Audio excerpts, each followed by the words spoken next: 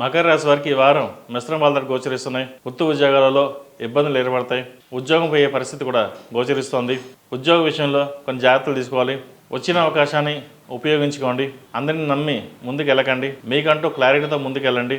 మోసం చేసేవారు ఎక్కువగా ఉన్నారు. డాక్యుమెంట్ విషయంలో, సంతకాల విషయంలో కొన్ని జాగ్రత్తలు వహించాలి. స్థిరాస్తులకు సంబంధించి ఇబ్బంది పెడతాయి. స్థిరాస్తుల విషయంలో అన్నదమ్ములతో కావచ్చు, భాగస్వాములతో కావచ్చు ఇబ్బందులు వచ్చే పరిస్థితి గోచరిస్తోంది.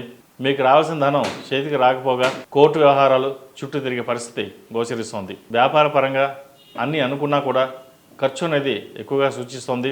పెట్టిన పెట్టుబడికి లాభాలకి తేడా ఎంత ఉంటుంది.